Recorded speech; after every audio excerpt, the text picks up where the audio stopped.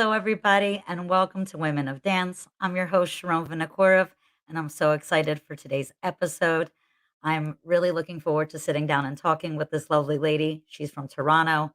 She is a badass dancer, she is a director, and just an all around awesome boss lady. So let's bring her on because we have so much to talk about today. Please welcome my lovely guest from Toronto, Kimberly Ramos. Hello. Hello. Hello. What's up, Kim? How are you? I'm good. I'm good. It's cold here. I'd rather be somewhere warm, but it's okay. I mean, it's kind of warm here today, which is weird. It's like, I don't know Yeah. what's going on with Mother Nature right now in No, it's, Philly. We it's have been all like the that. seasons in one day. Yeah, it's been like that here too. The last couple of days have been unusually warm, but then it's been really wet and like muggy at the same time. So kind of sad, kind of depressing, but that's what it is. That's what the cards we are dealt. The cards we are dealt. I love that. We're getting philosophical from the I, get-go. I Yes. know, right? It's gonna be deep today, guys. Oh, it is. For those of you that are tuning in for the first time, we stream live on Facebook and YouTube simultaneously. So if you have any questions for Kim about her company, about her career, or about the show, just put it in the comments and we'll try to get to those questions. Yes? So, Kim, let's take it to the beginning. Let's Oh, start with your background, right? Tell us about you and how your dance life began. okay. Well, I was born and raised in Toronto, Canada, but my parents are of Dominican and Colombian descent. So my dad is Dominican, my mom is Colombian. I sort of had the best of both worlds, and I grew up with the best of both worlds. I always tell the story because this is me. My parents met dancing at one of the longest running clubs here in Toronto. Yeah, they did. They did. My dad was in a merengue competition with a shiny shirt, and it was the first time that my mom ever saw him. And she's like, "Oh, Hmm. I like him. I'm interested." And yeah, it's one of the longest running clubs here in Toronto. It's still in operation today. It's called El Rancho, and I think it's Wow. been in operation for over 40 years now, running Latin nights. So it's That's been a long, amazing. yeah, it's been a long time. So they met there. They met there almost like 30, 34 years ago. And That's so they met dancing. Music and dance has always been a huge part of my family, my household. I've learned so much about music and my culture and everything through my dad, especially because he was such a music head, still is, and like would always like if there was a song playing, it's like listen to the lyrics. I want you to hear this and understand. This talks about this, this, and this. So that happened at this time. So I, love from a that. young age, I had there were road trips with music where we would discuss artists and at Mm. home while we're cleaning, same thing. So it was always in my awareness, always something that I loved. From little, I would sing the songs, have no idea what I'm singing or they're talking about, but I'm there, heartbreak and all, singing these songs when I was little. And then I after I was love little, it. I'm like, oh, okay. But I was also a super shy kid, Okay. very reserved, very to myself. So at family parties, when they would try to drag me to dance, I'd be like, no. I would run away. I would stick up my tongue and be like, no, I don't want to participate in this like public display. So ironic how where you are right Right? now. I That's know. hilarious.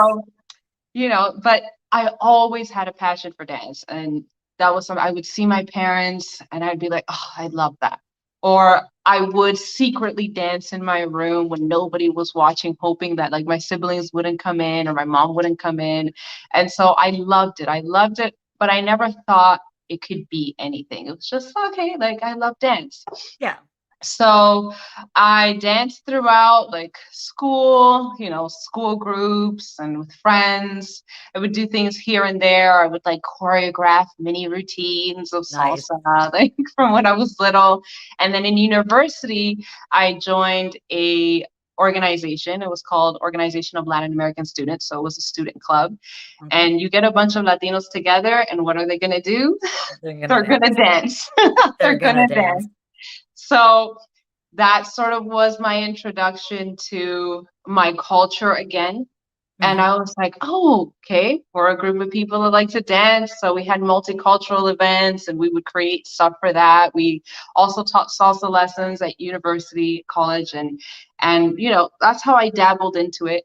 And then one of my close friends that I met in that organization had a cousin that traveled around the world going to these salsa congresses. And he's Mhm. just like, that there's a world of salsa? And I'm like, what does that mean? I know, right? None of us know, like, the first time you Yeah. hear about it, you're like, You're "What? like, What "What?" are Yeah. you talking about?" Yeah. So I was like, "So you mean like house parties?" He's like, "No, like you can travel anywhere around the world and Mhm. attend these events and dance salsa and take workshops." And I was like, "Okay." He's like, "Let's just go. I'm gonna take you to a social." And so he took me to my first social, and I was like, "Wow, this is incredible." I was like, "What is this?" And it was at a club called Six Degrees. I'll never forget it closed down, but that was like on my regular Tuesday night. And I feel like we all one had a regular Tuesday night spot. oh, there was always and Tuesday's like always been a hit or miss where like you either have a regular Tuesday night or there's nothing to do on a Tuesday and you'd be like, I Mhm. need to dance. That's so So funny. at this club, another director of an amazing company here, Jennifer, she also does Canada Salsa Congress. Yes, She we love used Jen. She to was on the show the first season. Yeah. She used to do a competition at Six Degrees, and it would sort of filter into the Canada Salsa Congress. And I remember me and my friend, the one that brought me to the social, it was an amateur competition. He's like, let's join. And I was like, yeah. I was like, why not? Needless to say, we had no experience. We had never taken any classes. It was just what we knew, what we had like grown up doing. And we entered this competition. We didn't do terrible, but was it great? No. Were we technically sound? Absolutely not. It was just fire and Yeah, flavor. yeah. But then we realized, maybe we should take some classes. So that's sort of how it started. I started taking classes with another incredible instructor here, a pioneer in Toronto, Oscar Naranjo. Mhm. And I took classes with him for a while. I joined his team, and that was sort of how this salsa world got introduced to me. That's crazy. Let's Yeah, I wanna go back a little bit and talk there's so sure. much to unpack in your I in the know, I know. beginnings, like, wow. First of all, with the music you were growing up with in your Yeah, house, you said your mom is Colombian, your dad is Dominican. So correct. what were you listening to mostly at home? Ooh, so it was a lot of salsa and Mhm. bachata, that's for sure. Okay. But I was also raised with merengue, of course, vallenatos, cumbia. My dad was also into music in general, so he gave me my first he had a hip hop, old school hip hop and rap mixtape that he made from the 80s, music from the 80s and 90s, and he gave me That that music with was the so good. it was so good. It's It's so so good. good. It was so good. It's just this generation doesn't understand. We're sounding really old right now, but Right? it's No, so true. It but is it's so true. true. It is It's true. so true. They don't make music like that anymore. Mm-mm. So I remember he gave me my first Walkman, the yellow and black Walkman that everybody had with the mixtape. And I was just like, I remember just going to like elementary school, listening to my mixtape. I thought it was cool. But there were CDs and tapes of just music and music that I remember on the weekends after school, I would just go and I would just rummage through and listen to the music and just absorb myself. It's like, music is so transcendent. Mhm. It transports you to different different moments, different times, especially as you get older. I Yes, find that absolutely. music, like you can listen to a song and automatically that song is going to take you to a specific moment in time that's just brings about feelings and emotions. So I've always Absolutely. been so tied to music as a result. But it was a bit of everything, but definitely like the powerhouses, merengue, bachata, salsa, and like cumbia. That Did you was have it. a favorite as a kid? Oh, no, no. I just love music. So for You just me, love it was music. just, yeah, it just made me happy. Listening to music was my escape. It's always been my escape. Whether I'm feeling down or sad or happy or angry, it doesn't matter. My first go-to is I just need to put on some music. or I'm gonna go and drive in my car and I'm just gonna blast music and I'm just gonna sing the lyrics. Mhm. Like that's sort of how I like escape. Yep. Yeah. Music is everything. Yeah. You said that you were super shy, right? You were hiding in your room and dancing, Yeah. and Yeah. somehow you ended up jumping into an amateur competition I know. without really taking classes. I know. What was it for you that made you go, "Forget the shy child. I wanna get out there." So this is interesting. You know, I always say I'm a multifaceted individual. Good. Because As we all are. I have different, you know, there's different layers. And so it depends. Like I was very shy and I'm a very introverted person by nature. I'm a learned extrovert in the sense that, you know, where my career has taken me, I have learned how to navigate, like, you know, being around people. But I was always very introverted. I remember my mom saying, it's like, you were such a rude kid. And I was like, you just were never friendly. And I was like, listen, mom, you just didn't understand me. I just need time to warm up to situations. I ain't just gonna come in a room and hug on everybody. It's not me. I can't be that person. And so jumping into the competition was more so I've always been very competitive. So on the flip side, I'm a very competitive person. I was an athlete when I was younger. I played soccer and baseball and volleyball. And so for me, competition has always like attracted me to where it's just like that's a challenge and I love to meet challenges head on. So when that opportunity presented itself, I was like, listen, I am who I am. You know, I'm Latina. I know how to dance. Well, how hard can this be, right? Like this is me. So I was like, okay, let's do it, and we did, and we did it 2 years in a row. We got better each time, but I always find, and I know you know this as well, that competition sort of it provides a marker that allows you to work towards. It Yep, gives you like a set measure where you can really like set goals that can take you there. So if it absolutely. wasn't for me jumping into that competition, I don't think I would be where I am today, you know? So Oh, I couldn't agree with you more. I think you said yeah, it perfectly. It's yeah. so true. You Nothing will make you progress more and faster than training for Been competition. training for competition, yeah. Nothing, because you Yeah. literally, like you said, like, there's criterias you have to Oh hit, yeah. and you're always pushing to be better, you know? Oh, I always tell my students too, like, it's not about winning, it's about getting better every year. As getting long better as every you see year. the progress, that is the win, Absolutely. you know? Absolutely. And you see it, like, And it's a you way to really see, like, yes, "Wow, I've come this I've far," come this far, yeah. and see what you Yeah. need and find yourself too, in a sense, Oh, yeah. Definitely, in definitely. terms of what you like and what you don't like. What you don't like, yeah, what's comfortable for you, what feels right for you know, sort of I always say this to my students too, you know, dance is about finding your own voice and your own expression because everyone's voice is unique. Everyone tells a different story. The way that we move through life, we're all telling a different story, and dance is no exception. So it's not about, you know, going through the journey, trying to attain, looking like this person or that person or your instructor. It's Mhm. really about taking the tools, receiving the guidance, and then from there discovering who you are through all that. Absolutely. So Oh, I love that. yeah. So, let's go now, competition. Yes. You bit the bug. You started taking classes. Yeah. Talk about that time period and then how your company came to be. Okay. So, okay. So, Let's go on that journey now. yes, let's go on that journey. So I did the competition with my best friend at the time. Um, but it was me, my best friend, his name was Lee. He's the one that introduced me and introduced Geo, you know, to the Okay. world of like, it was both of us. We all went to university together. So, Oh, nice.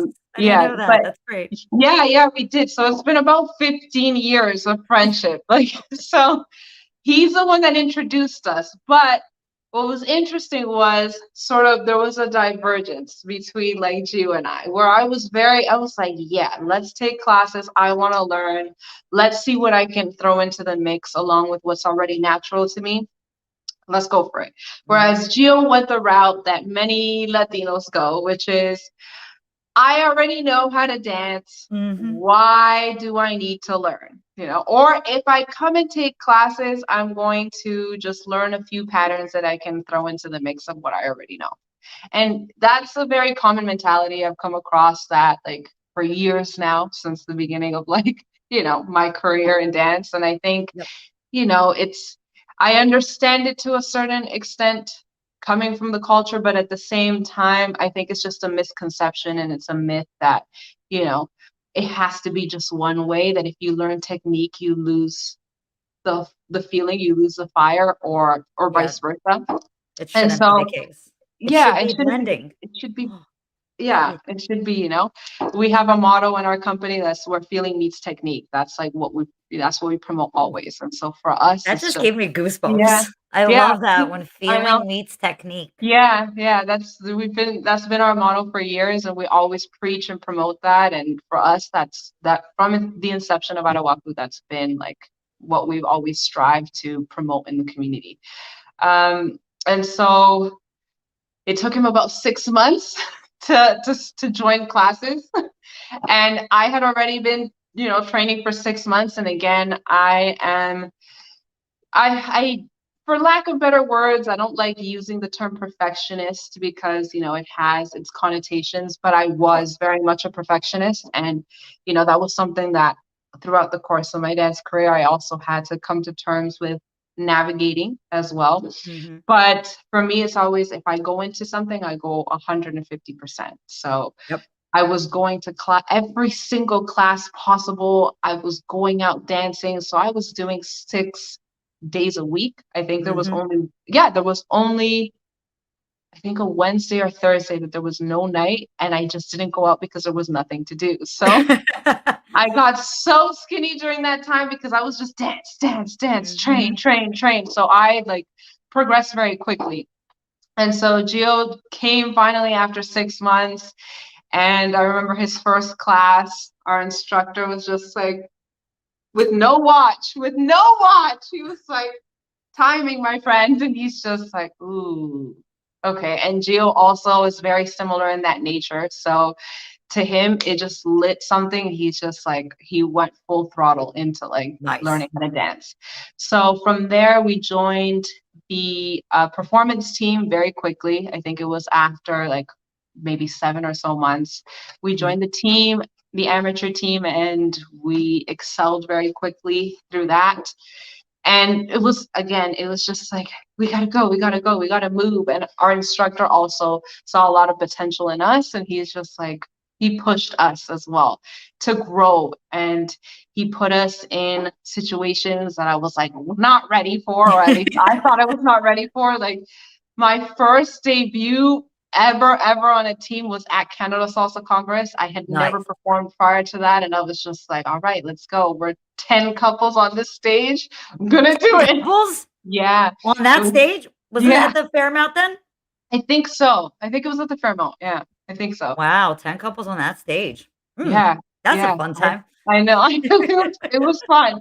And I was like, okay, we did that. And he would have us assist classes. Mhm. And I'm like, I don't know what I'm doing. I don't know. Like a teacher? What? I'm assisting? No. But he had I'm like, faith in you.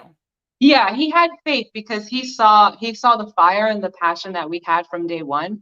And we were young and again, like, resilient and dedicated and perseverant. And he knew that there was something special that he Mhm. saw that at that time maybe, we didn't see, but he saw it. And so he pushed us into elements that were like, oh, I like this. I like it. So Mhm. from there, that was about 2 years. Then we joined another company, and that was the first company that we ever like traveled internationally with outside of, well, I'll say Canada and the US. The US is still international, but I know, but we're we're like, yeah, yeah. we drive over there, you know what I mean? Yeah, It's exactly. So it's like if you can hop into a car and and get there, then I is it don't know. really international? Yeah. So from there, yeah, we traveled to Istanbul, to Turkey, to Wow. perform, and that was at the Istanbul Salsa Festival, International Salsa Festival, and that was an eye opener. That was the first time that we had ever encountered the likes of some of the best in the world. Mm-hmm. Um, Eddie Torres and Shanita Moore were there, Frankie Martinez, Franklin Diaz, Rodrigo Cortázar. Like it was an That's a all-star nice little cast. lineup. Yep. Yeah, it was an all-star cast. There were at least like 30 incredible headliners. And this was our first time being exposed to a Congress of that magnitude, where we actually saw, wow, people take this seriously in other parts of the world. This is Mm-hmm. real. There are incredible dancers. We got to train with these dancers, and that sort of lit another fire. That restarted everything, because then from there, we're like, okay, well, if we want to be the best, or if we want to be the best at what we do and be able to deliver that and inspire others, we need to train with the best. Mm-hmm. So from there, we started training. We started training extensively with some of the people that inspired us and Nice. that we felt connected to. And so for us, it was okay, we need to be students, always learning, always perfecting, always working on our craft. Because if you stay complacent, then you're not moving, you're not growing. Yep. So for us, that's always been our motto still to this day. Both Gio and I train extensively. And so, yeah, that was the introduction. That was the introduction to the international world. And we're like, yes, we like doing this. So Gio and I came back, we were inspired, we started training extensively, we started to grow exponentially, and then a congress happened here, the Toronto Bachata Congress. Mm-hmm.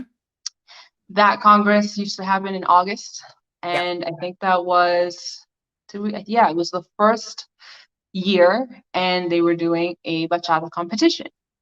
Okay. And Do you I remember was what like, year this was? hmm. Yes. So I'm pretty sure it was 2013. I'm pretty certain. So it's not this one. No, it's not Because that one. this is as far back as I could go on Yeah. YouTube. So it's not that one. It was this routine, however, that Okay. we competed with. So this was our very, very, very first. Okay. So I was right. I still got the first Yes, routine. you still got it. This was the first Whew. routine. Yeah, Okay. this was the I was first about to one. question my research skills. I was like, No, oh no, no, I'm you slacking. did amazing. You did amazing. That was the first routine that we ever created.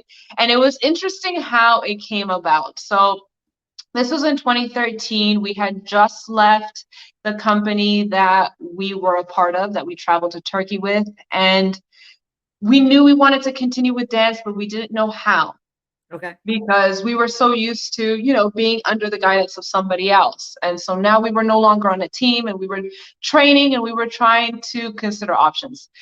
And so we're like, should we join another company? Should we just keep training and developing our skills? And we decided to keep training, but the opportunity presented itself where this routine came about. So the competition rolled around, and a couple of other dancers had asked us if we wanted to join a team that they were creating to compete.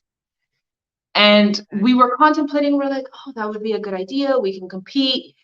And then I remember I was just sitting one day and I was like, Gio, what if we just do it on our own? And he's like, what do you mean? He was shocked. He's like, what are you saying, Kim? Because of course, me putting myself out there, not usually the case. I love it. I love this So so much. he's like, what do you mean? And I was like, well, listen, I'm like, I think we can do it. I'm like, we have been training. I'm like, it's not about being perfect. It's about putting ourselves in positions where we could keep growing. And I think that putting ourselves in this position where we compete will give us a measure of, one, how far we've come, and two, how much farther we can go. Yes. Oh, I love that. Yeah. So he was like, oh, okay, let me sleep on it. Let me sleep on it. And then I remember he, like, not even like an hour or so later, he's like, all right, let's do it. And I was like, okay, that was sleeping on it, okay. I So he's love like, it. no, let's do it. We can do it. He's like, but do you really think we can create a choreography? I'm like, we don't know until we try. So let's Powerful just do words. it. We don't know until we try. Yeah. So let's just do it. So we had a couple of friends that were on the dance companies with us prior that we spoke to and were like, hey, we're kind of thinking of doing this competition. We want to know if you'd like to be involved. They were like, yes, absolutely. And we had made friends in the social dance like circuit as well. We had asked a couple of them, people that we knew were super passionate about bachata, because that's what we initially started with. And we're like, hey, Mhm. we love how you dance. We know that you love bachata. Would you be interested? And it was just like, hey, yes, across the board. So we had our first little team with no company, nothing. It was just this team to compete. Yeah, you And do what you that gotta was, do to get yeah, started, you know? yeah, we were like, okay. In April of 2013, we started working with this group, and the competition was in August. We stayed under wraps the entire time. Nobody knew that we were training. Nobody knew that we were working on anything. Like, it was completely hush hush. We would That's go out, we impressive. would social dance, we would keep learning, and nobody was the wiser. They're like, oh, this cool. Like, wow, a group of friends, nice. Comes the competition at the end of August, and we get announced at the team competition. We What had did a they complete. announce you as? So Gio had come up with a name initially, and I was not convinced. I was like, but we went with it because we were competing. We didn't have a name. We needed to be announced as something. Mhm. So they announced us actually as that. And then after, I believe, shortly after, like the idea hit, and like I came up with Arawaku, which I can explain after. But we were announced as Afrovimiento dance company or dance team, which isn't bad, but No. to me, I wanted something more special for my name, or for our name of our dance company. And at that time, again, we weren't really considering being a dance company. It was more so just a group of friends coming together as a collective to work towards something. So Can you explain we, the meaning of the name? sorry, Can you of explain the Arawaku, meaning of the name? Mhm. for sure. So Arawaku is a Taino word. The Tainos are the natives of many of the Caribbean countries, including the Dominican Republic. And so I studied in university. I studied history. I studied ancient Nice. history. That's what I graduated with a BA in history. So I've always, I'm a researcher at heart. I always am constantly learning and trying to learn about culture, about roots, about just the essence of life. I love it. So I was like, okay, if we're gonna be specializing in, Afro Latin culture, let me like go back to the roots. So I went through my notes of like Latin history, and I was like, okay, Tainos, those are like my people. Let me go through like words. And so I came across Arawaku, and Arawaku means the sacred people.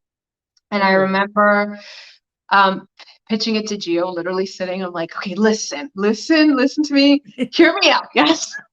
I know that this word is kind of hard to say, and Mhm. it may like be problematic to start, in terms of promotion and marketing or whatever the case may be, but I have a vision. And he's like, okay, what is it? I'm like, so the word means the sacred people. I'm like, for us, this has always been about our culture, about spreading awareness, about spreading the love for our Mhm. culture, for the roots, for what we grew up with, because we both very much grew up with a special connection to music and dance and our culture. It's just what our parents ingrained us with. And for us, that has been something that has carried us through our entire dance career. And so I was like, that's what's sacred to us. Our culture, our roots is what's sacred to us. So this is a perfect word for us. This is Oh, our mission. This is what we value in dance. So let's just call it Adawakulena Dance Company. And he's just like, okay, all right. He's like, I like it. I like it. He's like, it's unique. He's like, it's different. It might be difficult. I'm like, it's gonna be difficult, but I think it's going to be worth it in the end because it's unique. And I'd rather something unique than something just commonplace. And so he's like, okay, fine.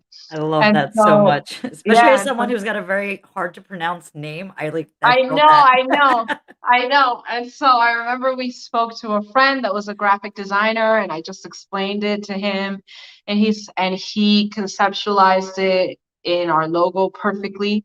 And so, everything sort of just the package came to be.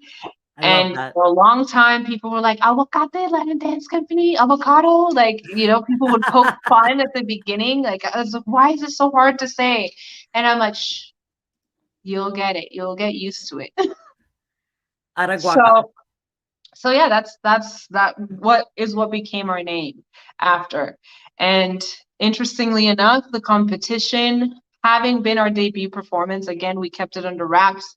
We never like performed it prior to. That was literally the first time that we hit the stage with the routine. And there were incredible judges there at the time, and one of the judges loved what we did so much that he invited us to our first international festival, which was in San Francisco. And he's just like, I love what you guys are doing. There's something fresh, something unique. I want you at my event. And so that's when we went from just a team, a group of friends, to an actual dance company. And from like 2014 on, we have been at a Wakulan dance company ever since. Love So, it. yeah. How do you guys come up with the choreographic process? Like, who's in charge of what? Ah, How does it all come to be? so Gio is definitely the brains of the choreographic process. He's like the creative genius. Um, it's more so we work together. I give input.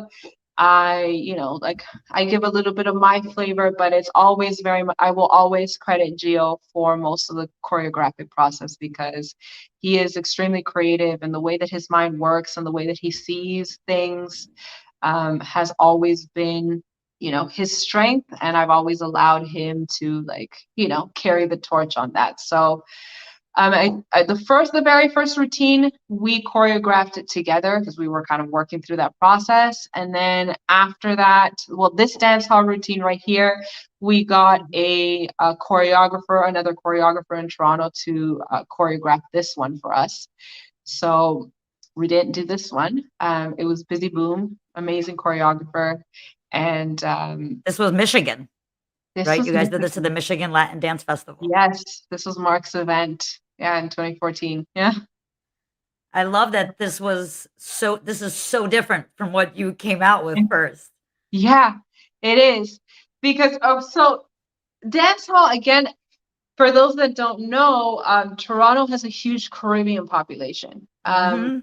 And in the summer, actually, I think, if I'm not mistaken, I could be wrong, but we have a carnival, which used to be called Caravana. And that, if I'm not mistaken, is one of the biggest carnivals outside of Trinidad because of how many Caribbean people we have. It's over 1 million people that attend this Wow. event. So Gio and I both grew up in neighborhoods that had a lot of Caribbean people, a lot of Jamaican people, a lot of Trinidadians. And so we grew up very much with that culture as well. So we had our Latin culture at home, but when we would go to school, both of us, it was dance hall, it was hip hop, it was reggae, it was rap.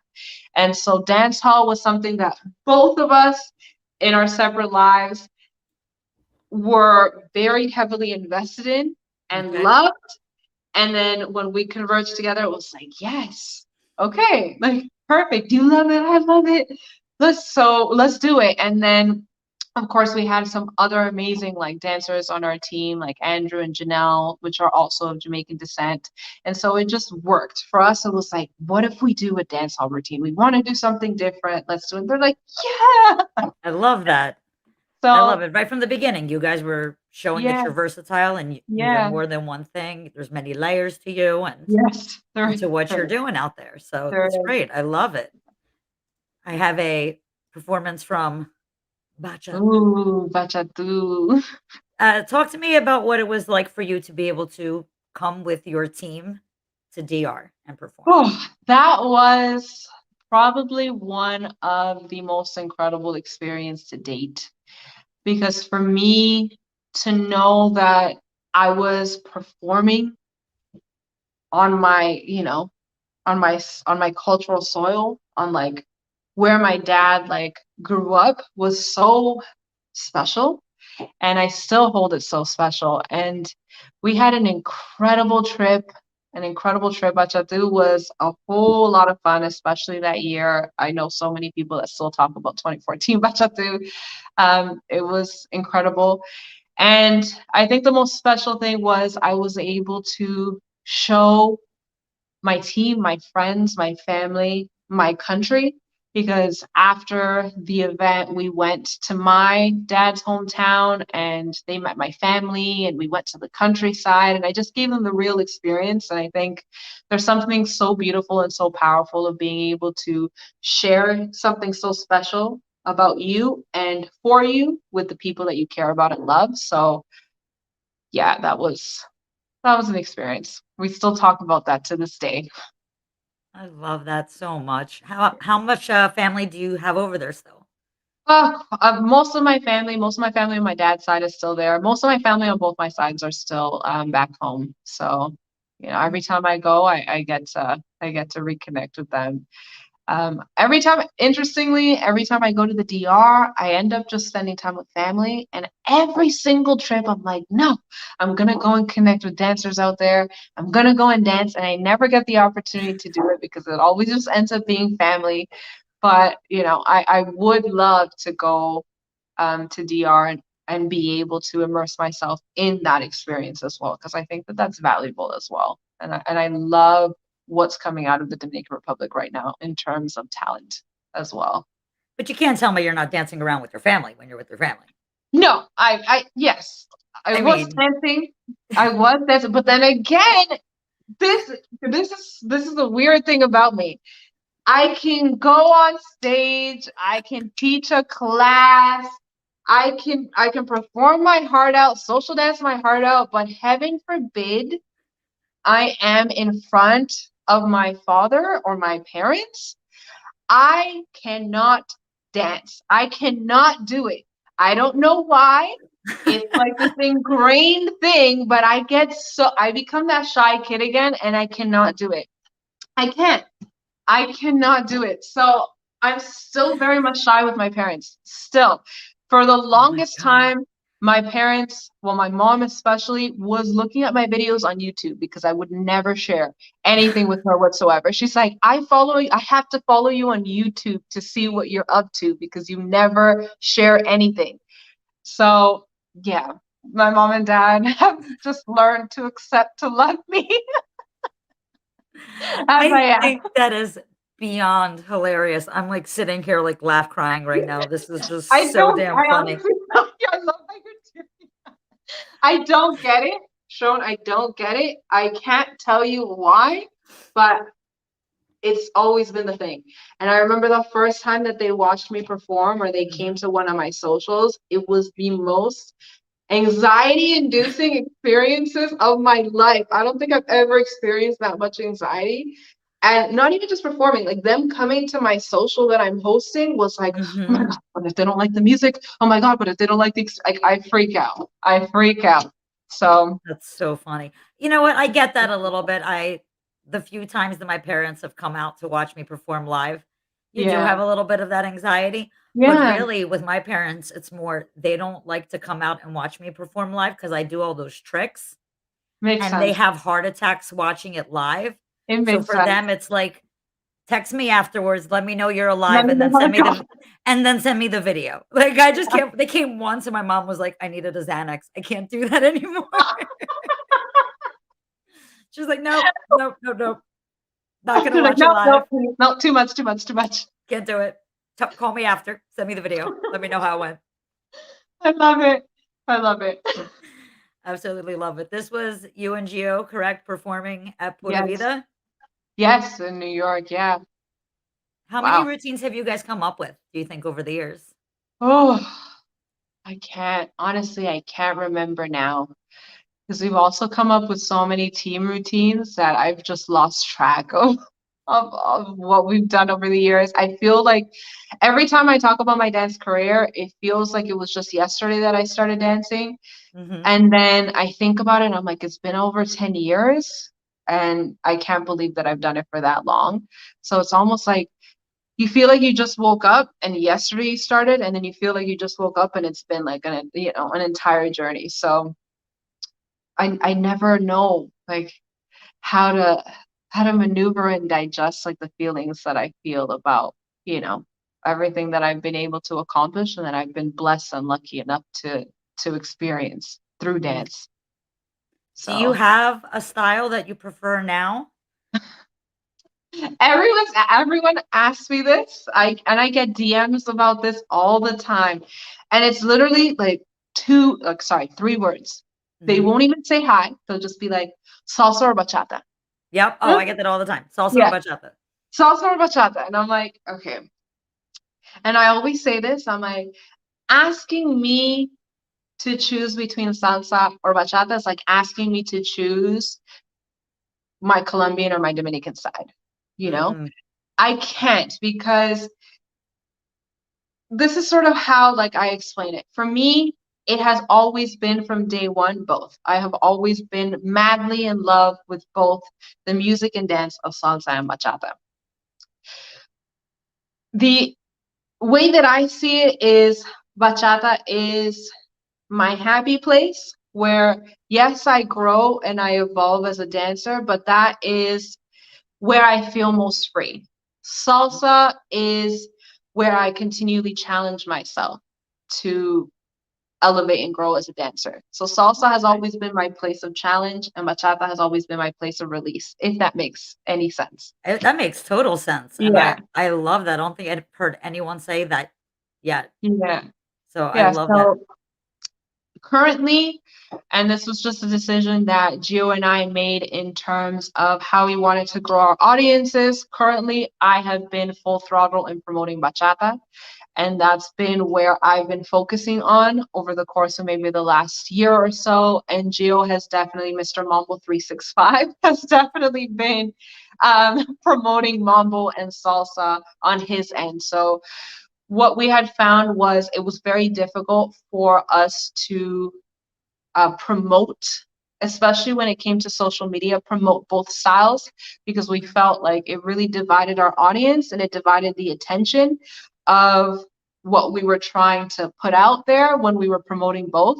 We both still do both. We both still teach and choreograph both, and we have our teams for both, but we really wanted to sort of funnel our audiences where it's like, okay, you promote bachata, you grow that, I'll promote salsa, I'll grow that, and then we'll both like the company will benefit from it either way.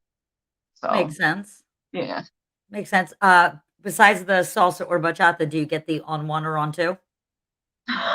No, not on well, when I go out and people don't know who I am, then yes, I'll get that question, but not on social media, I guess, because, again, the way that we promote and package everything, people know that we specialize in bachata and salsa on too, and mambo.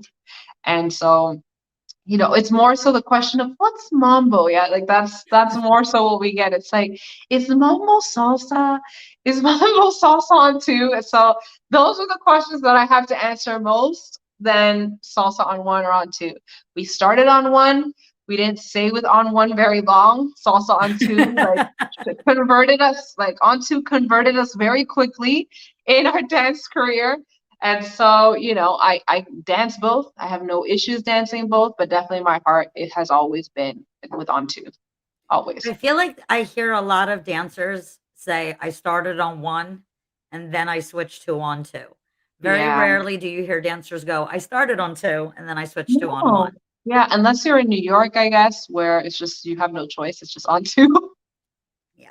Yeah. I mean, I didn't wanna call out New York like that, but, you know. But it's true. It's No, I know, true. it's so true, it's so It's true. true. It's just because that's where I was born and bred. So for them, it's just Yeah. it's on two. There's nothing else. You know what I mean? And I understand it completely.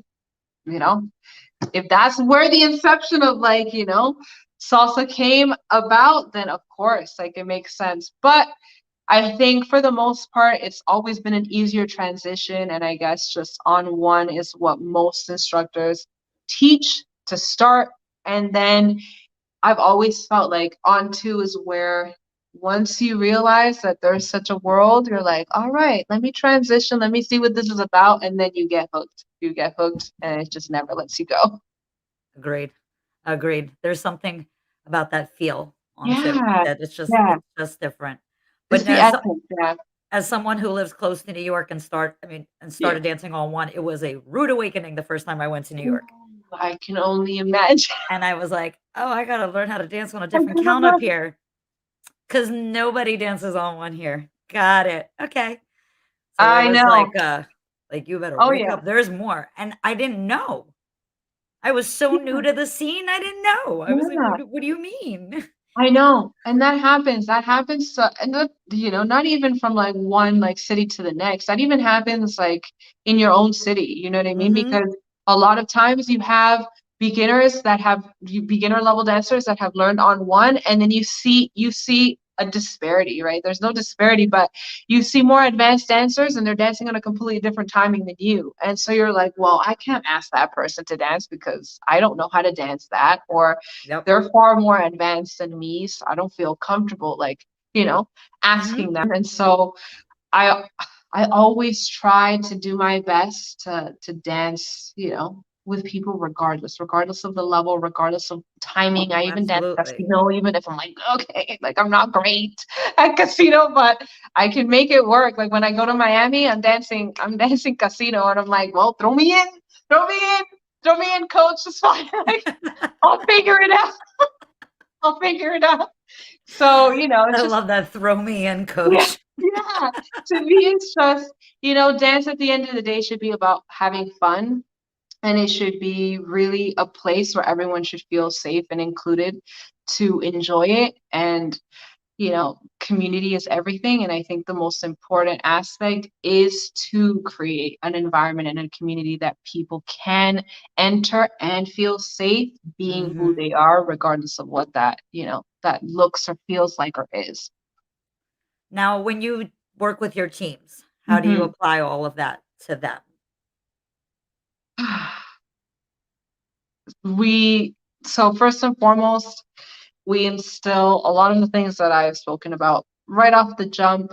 Anybody that joins our team sort of knows what to expect in terms of our values and Mhm. what our core mission is as a company. And that for us is always be a student, always be open to growing. Yes. That's the number one. For us, it's so important to bring on people as part of our teams who are always willing and constantly looking to learn. That's the most important. That's number one. So dedication, commitment, and just responsibility to themselves and accountability to themselves and to others on the team is important. For us, we also heavily advocate again for culture and for the roots. So again, our motto of where feeling meets technique, they know right off the bat that for us, it's not just about, yes, we're going to give you the tools and we're going to give you the guidance um, to become a technically sound and proficient social dancer. So we also don't focus on performances, we focus on developing social dancers at the end of the day. But we want you to find your own voice and your own expression. And that at the end of the day is the goal. We want people to be able to walk away from like learning from us, knowing that they've discovered deeper layers of themselves and that they've uncovered those layers and really locked into their voice. So for us, a sense of family, a sense of community, a sense of accountability to one another, to help each other grow, to spread positivity and love is so important. We are really big on the energy that we provide. For us, it's not just about the steps, it's not just about dance. It's never been that for me. It's always, what can I give beyond just teaching someone how to dance that will inspire them and motivate them in other facets of their life? And so for me, it's always been dance is parallel to life. And at the end of the day, I want people to know that if they're learning how to dance, that's beautiful, amazing that you're branching off and learning something new, but there's got to be something deeper that you can connect to than just, hey, I'm learning how to dance salsa, or I'm learning how to dance bachata. So for me, the experience is everything. The experience of my classes, of my practices, is really just about transforming people's lives and hopefully, making a difference and making it better for them in some way, because there are so many reasons why people dance. There are so many reasons Mhm. why people start to dance. And a lot of times, or many times, it's very easy to lose sight of the journey that has brought people to where they are today. And I always try to be very mindful of the process and of the journey to make it as fulfilling as possible. Oh my god. You're such a great director. I love that Oh, these are the things that you're thank instilling in you. your company. It's so Thank important, you. Thank you you. know? It's I think, like you said in there that we forget why we're doing it, right? And Yeah, and the and the why. the The why, why is so right? important. And Yeah. it's so true, and I think it's so important to remember that when Yeah. you are in the position of being a director, Oh, or yes. because what are you doing if there's no why? Yeah, and, everything in life has to have a purpose, I believe, What that purpose is, we're constantly on the journey of discovering. Um, and that's with anything in life. But there has to be a reason why we do Mhm. something, especially when it comes to the responsibility of working with others, where you're in a position of being able to mold and shape the lives of someone else. And it doesn't matter at what stage of life that is. We all impact one another. It's a chain reaction. At any point in time, whether you smile at a person or you don't smile at a person can impact a person's day. Yep. So dance is no exception. The energy that you bring to your dancers and to your students can completely transform the energy and the experience that that person is going to receive. So it should never be, to me, it should never be about, hey, I'm just coming in, I'm teaching this class, I'm going to show a couple of like steps or combos and I'm going to call it a day. No, you have a responsibility as a director, as an instructor, to make a difference. How you make that difference is up to you, but the important part is to hold yourself accountable to knowing that there are feelings, there are emotions, there are stories, there's so many layers that are thrown into the mix with each and every single person that you're meeting and that you're having the opportunity to share space with. And being cognizant of that, I think, is what truly makes the difference between an instructor or an educator that is invested and that truly cares and that their students and dancers feel that, and an instructor that is just doing it for different reasons. If So you could only do one aspect of this career, right? If it was just teach or just perform or just choreograph, right? What would it mhm, be? teaching 100%. Teaching 100%? Yeah. Without reasonable doubt, I've always known from day one that teaching is what brings me the most joy. It's where I feel the most fulfillment. I do not have to travel. I do not have to perform. For me, it's really about the connection. It's about being able to learn from others and allow others to learn from me, inspire others as I'm inspired as well. So I think that is not that it's easiest, but you have the most opportunity to connect with people through teaching. Okay.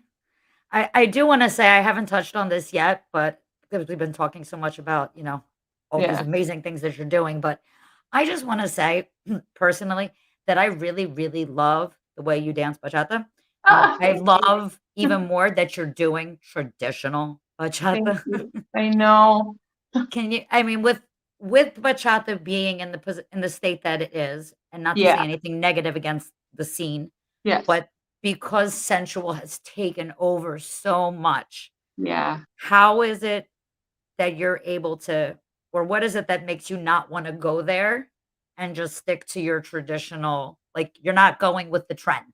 You know what I mean? Yeah, I And get it. again, not to insult anybody that's doing No, no, sensual absolutely because not, we love absolutely not. everybody and we love Yeah.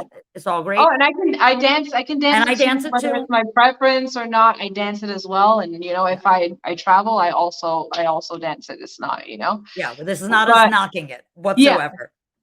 nobody But take offense. nobody take offense. But let's talk about this Um, traditional bachata stuff. no, for me, again, from day one, from the moment that I entered into the dance world, for me, it was always like, I need to share and impart like what I know and what I've loved. And traditional bachata is what I grew up with. That is how I learned to dance, that Mhm. is what I was exposed to from family. So that's my roots. That's home.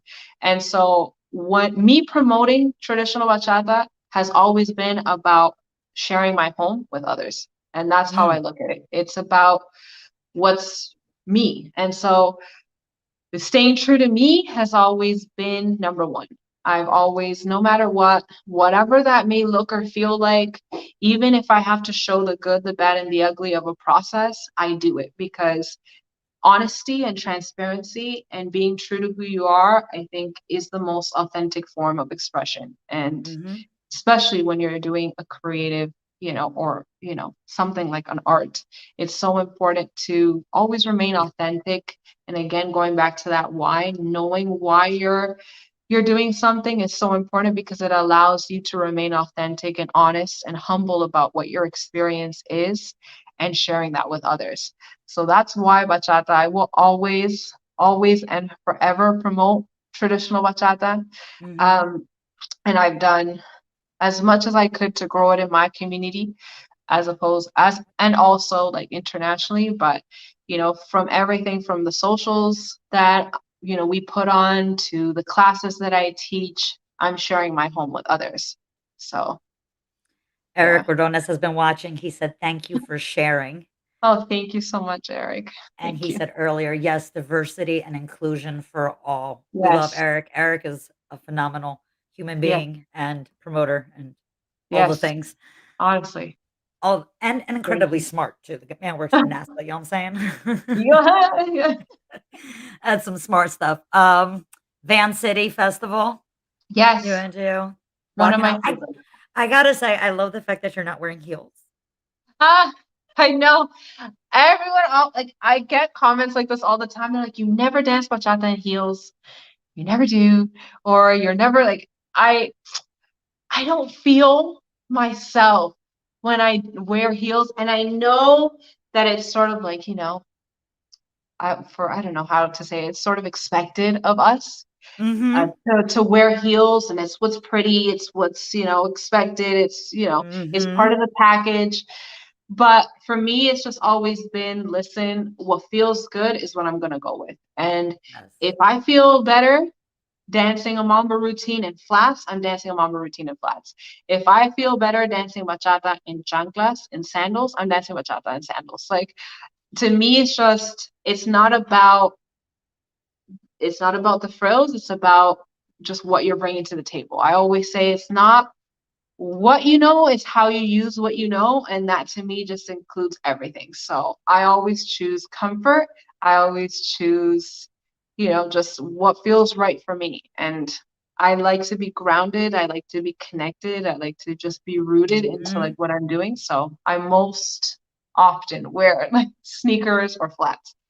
I mean, personally, I love this. One of the things that I don't wanna say I've hated, but it's so not fair when, like, you're traveling with your partner and you need 2 hours to get ready with the hair Yeah, and the makeup yeah, and then yes, putting on the heels and the yeah, costumes that aren't possible to get into, and your partner needs 5 minutes to yes. throw on some pants and a shirt, some gel in And their hair, and walk out oh, on stage.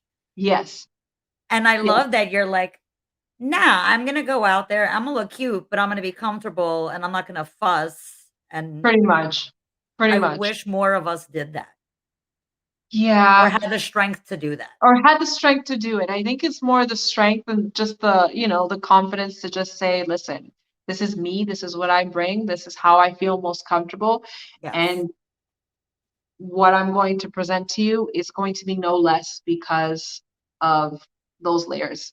that are missing, you know? Mm-hmm. This is Oh my another God, one. See? this routine. This was this routine. Oh, there's such a story behind this routine. Well, tell the story. Let's go. So it's not so much a story behind the routine, but more so my journey with dance. And I've always been very open and honest about my journey with dance as well. But interestingly, with this routine, this event was at the beginning of March of Mm-hmm. 2020. Yep. And we were going to have a crazy year of travel. This was going to be our first event. We had given ourselves January and February to just, enjoy personal life. And then March, we're starting with our tour. So we were Yep. going to be traveling like crazy that year. And this was our first event. And it was the beginning of March. And we were so pumped. I was so pumped. I was like, yes, it's going to be a good year. I can't wait. And then COVID hit a week after. We were in lockdown a week after this event. We came back, and a week after, we shut down. And that was 2020 for us. So Yep. this was our first and our last event in 2020. Now, the story behind this routine is a journey, it's a process.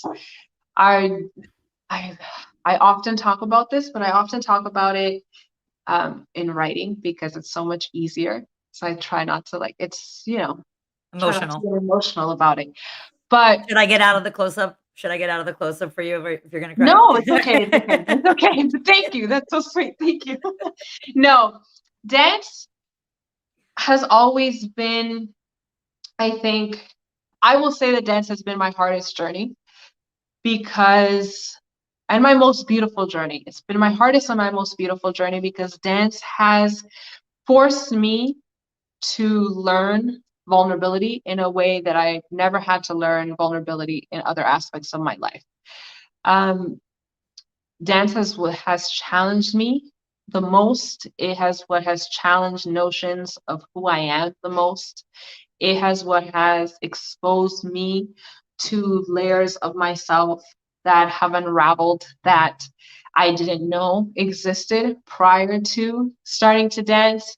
And it had a lot to do with my perfectionist mentality, my fear of failure, and my fear of being vulnerable in front of people. And dance is the opposite. Dance is all about vulnerability. You hit that stage, you're showing who you are. You teach in front of a class, they're seeing you, And being introverted again and learning how to be extroverted is tough when you're not only trying to navigate an extroverted world, but you have to do that in front of people. And you have to be willing to accept that you won't be perfect. And you have to be willing to accept that there will be, opportunities for growth. I won't call them challenges or failures. They're opportunities for growth because at the end of the day, it doesn't matter whether it's, a not so good moment, you're going to be growing from that experience. And so for me, performing has always been sort of my Achilles heel in dance. Mm, Teaching, I've been able to feel very comfortable very quickly. Again, the choreographic process also happens behind closed doors, so that's not as out there. But when it came to performing was very difficult for me. Performing took me a lot to get to, and to get to a place where I could feel comfortable mhm. being myself and presenting myself in front of other people. More so because I was so deathly afraid of failure, of just not being perceived as I've done my best. And the catch 22 of that is when you focus so much on your fear of what could go wrong, Mhm. everything unravels from there. Nothing ever really feels like it goes right. And you always feel like you have a reason to put yourself down because Yep. you put yourself in that energy and in that space where you've already set yourself up for failure. Yep. And so when it came time to performance, I was crippled by Mm. performance. I developed severe anxiety and stage fright. I had to take 2 years off from performing because I just couldn't bring myself to do it. Every time that I would practice with Gio, I would shut down. I would Wow. shut down completely mentally. I just couldn't, and I couldn't get through routines, and I would develop like anxiety. And it was a really tough period because for me, it was just I was traveling more and there was more opportunities, and I was putting that pressure on myself. Well, now Mhm. I'm traveling and I'm traveling internationally. There's a certain expectation. If I don't meet that certain expectation, then I'm failing. And so it was just this, this snowball effect of just, Yep. well, maybe you shouldn't perform because you're not good enough. Okay, I'm not going to perform, or I can't do it anymore. So I developed these like negative Mhm. connotations towards performing that took me a very long time to unpack. It took me years to unpack, and it took me a lot of work on myself to understand Mhm. why I got to that place in the first place. And so it wasn't until 2020, and anybody can ask Gio this too, it wasn't until 2020 that I had really got into a place where I was like, I think I'm good with not being perfect. And I think I'm good with just putting myself out there and performing and having a good time with it.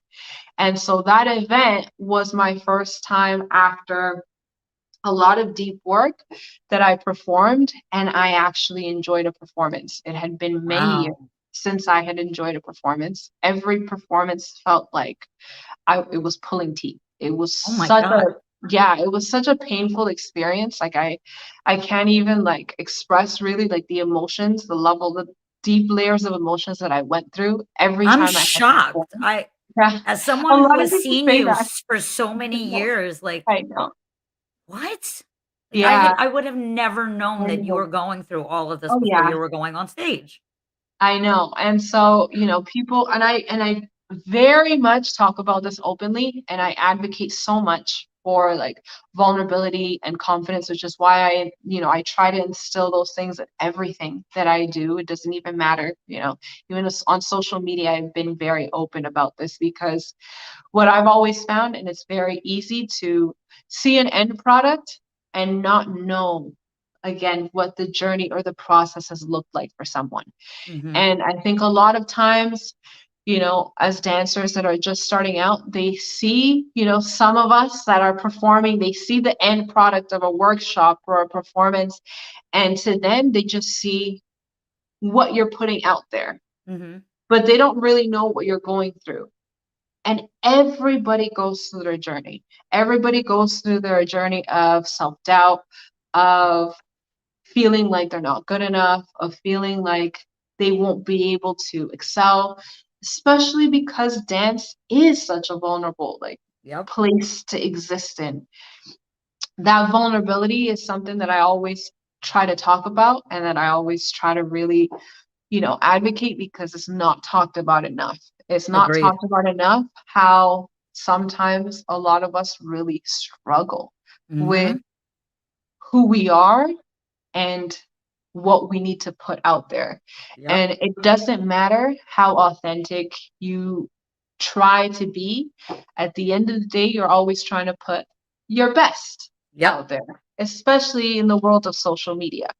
You're always trying to put your Mhm. best, or on stage, you're always trying to put your best. But the acceptance of the process and talking about the process, I feel, is more helpful to those that are also starting off on the journey than just saying what you can attain once you've passed all of that to get there.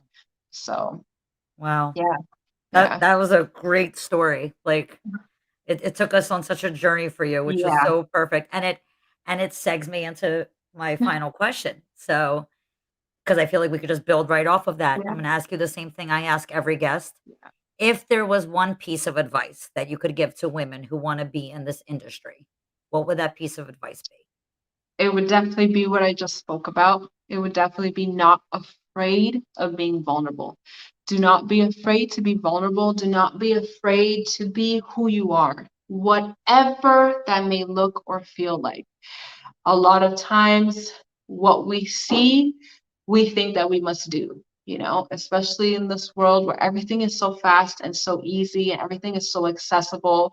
And we see how quickly certain things could pop off Mhm. and how quickly, it could be for someone to get hundreds of thousands of views or whatever the case is in a video. And then you're seeing and you're comparing and you're wondering why it's not the same for you. And I think at the end of the day, what I've learned is be authentic of every facet that makes you you, because there isn't just one. We each have so many layers that Mhm. make us who we are, and accepting those layers and loving those layers and being open and honest about those layers is my greatest piece of advice for anybody that's willing and wants to enter this industry, because authenticity is everything. At the end of the day, authenticity carries you through, because it will always keep you connected to your why. It will always keep you connected not to yourself, but to others in a deeper way. And it will allow you to really leave a valuable mark in whatever capacity that may be, than just doing something because you think you need to do it a certain way. So vulnerability and authenticity, 100%, that carries you so far in every aspect of life, but especially in dance. So don't be That's afraid to be vulnerable. That's such great advice. I hope whoever's watching that you wrote that down, made some notes, because that's so true and so Yeah. powerful. Thank Yeah. you so much No, for thank giving you. of your time today. Thank I you. have Thank your you. information scrolling on the bottom. Everybody Yeah. can follow Kim. Uh, Make sure, Thank you. let them know. So you've got at Kim at Araguaco. Did I Adawapu, say yeah. it? Araguaco. I I Adawapu, yes. I was so Yes. close. You're so Araguaco, yes. and you can follow also on, IG and Facebook and the Yes. website, right? Correct. Is there Correct. anything special coming up you want people to know about? Um, no, just stay tuned for more incredible things, I I hope to continue, building my community here, as well as just inspiring other people elsewhere. So I'm excited to get back to traveling. So I'll be connecting with so many more people elsewhere, more intensives, more opportunities to just learn from me, from us, and to just keep growing this beautiful community. Because after COVID, I feel like, well, during COVID, a lot changed for many people, Mhm. and dance couldn't hold the same weight in people's lives as it once did. And Yep. I think we're just now starting to, come back to where our community is coming back to life. And we just need to be able to inject more positivity, more, Mhm. more energy, more life, more happiness through dance, so that more people can continue to enter and we can just continue to make a difference. So Yes. that's the goal. Well, hopefully, I will get to see you in person soon. I I hope. know. I I miss hope. you. I wanna give you hugs. I know. I know. Well, I'm thank so you used to again. seeing you. I know, right? I'm so used to seeing you, like, several times a year in person, and now I'm like, "I haven't seen you in so long." I know. We used to be in, like, Canada, what, 3 times a year minimum? Always. Always. Always. Yeah. It's like our Always. second home, and now we're not Yeah. there. It's I crazy. know. I know. Well, So hopefully hopefully. soon. The border's opened, so No. let's hope it stays that way. Oh, Fingers please. crossed. Please. Just please. Please. Well, thank you again, my love, for joining me Thank you. today. I Thank really you. appreciate you for giving Thank your you. time. Thank you to everybody who tuned in. This is Yeah. actually Thank the you. last episode of 2021. We will be back in the new year. We're going to break for the holidays. So, wishing everybody a very happy Yeah. holiday, a happy new year, and we will see you all in February. Thank you so much for tuning in. This has been Women of Dance. I'm your Thank host, you, Sharonne everybody. Vinokurov. See you all later. Thank you. Bye.